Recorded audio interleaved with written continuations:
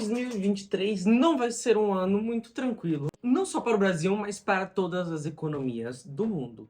Vai ser o caos. Isso porque todo o cenário macroeconômico não está muito bom. A nossa economia aqui também não está muito boa.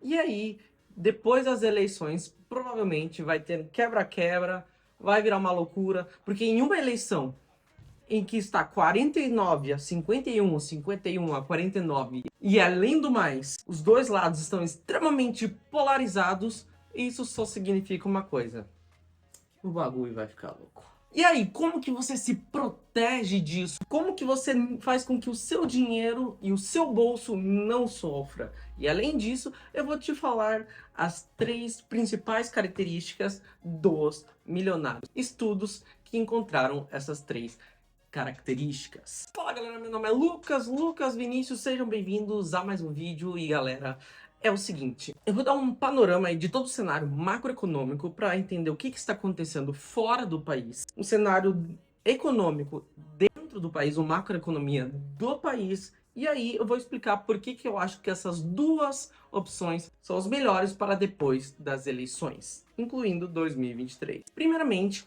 o cenário macroeconômico externo ele está um pouco complexo. Isso porque a gente está tendo inflação nos Estados Unidos e na Europa. Isso não tinha há muito tempo.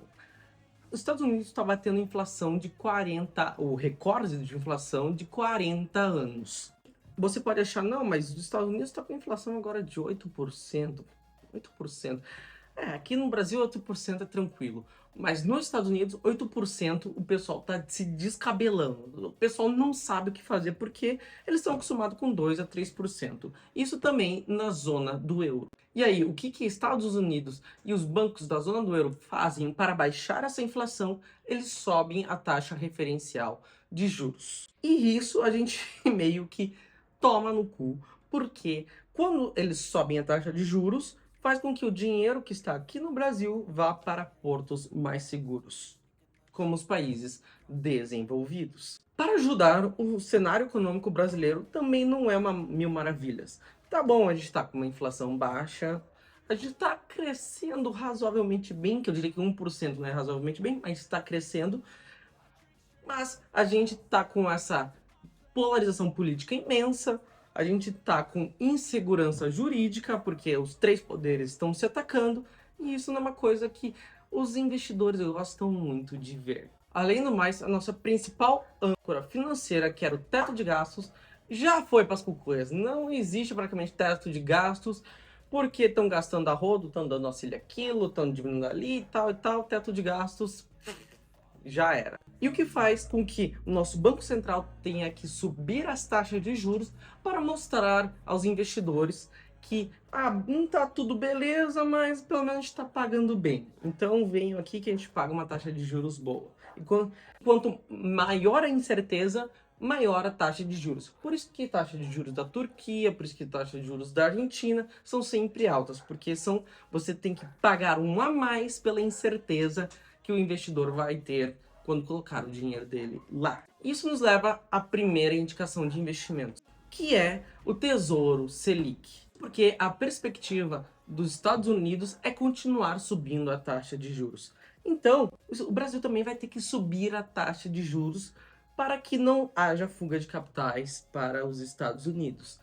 Com isso, se você compra um título pré-fixado agora, com um valor, digamos, de 12% ao ano, se a taxa Selic subir, esse título vai desvalorizar. É claro que se você segurar 5 ou 10 anos, o tempo de vida desse título, você não vai sofrer. Contudo, se você compra um título pré-fixado, digamos, a 12%, e depois a taxa Selic vai a 14%, se entre esses 5, 10 anos, que a duração do seu título, você vai perder dinheiro vendendo ele antecipadamente. Então, como a perspectiva é que a gente tenha que subir um pouco mais as taxas de juros no ano que vem, perspectiva, porque pode ser que o Banco Central brasileiro comece a cair. Mas isso não é muito certo em um ambiente em que os Estados Unidos está subindo a taxa de juros loucamente. Então, esse título Selic ele é um pós-fixado. Ou seja, você está ganhando você está ganhando o valor da Selic mais uma correção. Para aproveitar essas taxas de juros astronômicas que tem hoje no Brasil. A segunda opção é investir em dólar. Não importa o que aconteça, o porto seguro é os Estados Unidos. E ter o seu patrimônio em dólar ajuda muito, porque se houver uma crise ou alguma coisa, todo mundo vai para os Estados Unidos, até o dinheiro que está no Brasil, todo o dinheiro vai para os Estados Unidos, o dinheiro que está no Brasil vai para os Estados Unidos, e o valor do real, o valor do dólar em relação ao real, sobe. É claro que ele está num patamar já muito alto, e espero eu que esse patamar caia. Contudo, é uma boa você investir parte do seu capital no S&P 500, ou no abrasileirado S&P 500. Isso porque ele já caiu muito desde o ano passado. E apesar de cair muito, não ser um bom indicador de investimento, o S&P sempre tem um bom retorno. E é uma boa maneira também de você diversificar, porque você foge um pouco do Brasil e você está investindo em 500 empresas diferentes, nas 500 maiores empresas dos Estados Unidos. Então, vale a pena sim ter dinheiro em dólar, ter dinheiro investido no S&P 500.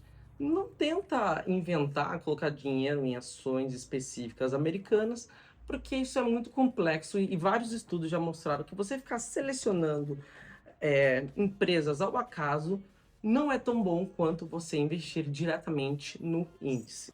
E as 3 principais características de milionários são as seguintes. Bom, um banco alemão fez um estudo com vários milionários e eles encontraram 3 características presentes nesses milionários: tolerância ao risco, serem extrovertidos, sim, serem emocionalmente estáveis. Mas é claro, quando você seleciona uma amostra de milionários, tem um problema daqueles milionários que herdaram o seu dinheiro.